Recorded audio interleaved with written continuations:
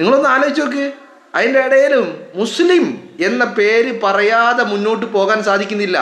എന്നാ വിജയരാഘവ, ആരാണ് ഈ മുസ്ലിം വർഗീയവാദി? ആരാണ് ഈ മുസ്ലിം വർഗീയവാദി? ആരൊക്കെയാണതെന്ന് ഒന്ന് പറയോ? ആരാണ് ഈ മുസ്ലിം വർഗീയവാദികൾ എന്ന് പറഞ്ഞില്ലേ? ആരാണത്? നിങ്ങളൊന്ന് ആലോചിച്ച് നോക്ക്. എന്തൊരു വേദനയാ വിജയരാഘവൻ്റെ മനസ്സിന്. എന്തൊരു വേദനയാ. വിജയരാഘവന് വയനാട്ടിൽ രാഹുൽ ഗാന്ധിയും പ്രിയങ്ക ഗാന്ധിയും വിജയിച്ചപ്പോഴും ഭയങ്കര വേദനയായിരുന്നു. വർഗീയവാദികൾ വിജയിപ്പിച്ചു എന്നാ പറഞ്ഞേ. ആരാ ഈ വർഗീയവാദി? മുസ്ലിം വർഗീയവാദി വിജയരാഘവൻ്റെ ഉള്ളിൽ ആരാണ്? മുസ്ലിം ലീഗുകാരനാണ്. വലിയ വേദനയാ വിജയരാഘവന്. വെള്ളാപ്പള്ളിയെ ആരെങ്കിലും പറഞ്ഞു കഴിഞ്ഞാൽ വലിയ പ്രശ്നമാണ്. മനസ്സിലായില്ലേ? ജനം അടിച്ച് മൂലക്കിരുത്തിയിട്ടും എന്തുകൊണ്ട് ജനം അടിച്ച് മൂലക്കിരുത്തി എന്ന് ഇപ്പോഴും മനസ്സിലായിട്ടില്ല. ഇപ്പോഴും മനസ്സിലാക്കാൻ താല്പര്യവുമില്ല. ഇപ്പോഴും വെള്ളാപ്പള്ളി നടേശൻ്റെ ആസനം താങ്ങി ആ തീട്ടം നക്കി ഇങ്ങനെ നടക്കണം എന്നുള്ളതാണ് ഇവൻ്റെയൊക്കെ ലക്ഷ്യമെന്ന് പറയുന്നത്. ഇപ്പം എന്താ ഇപ്പം ഇതിങ്ങനെ പറയാനുള്ള കാരണം?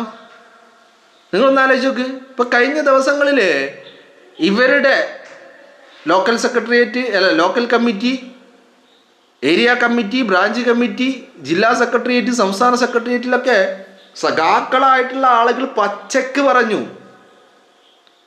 സഖാക്കൾ തന്നെ പച്ചക്ക് പറഞ്ഞു. എന്നിട്ടും ഉൾക്കൊള്ളാൻ കഴിയുന്നില്ല ഇവരുടെ നേതൃത്വത്തിന്. ഇപ്പോൾ വിജയരാഘവൻ്റെ ഏറ്റവും വലിയ സങ്കടം എന്താ?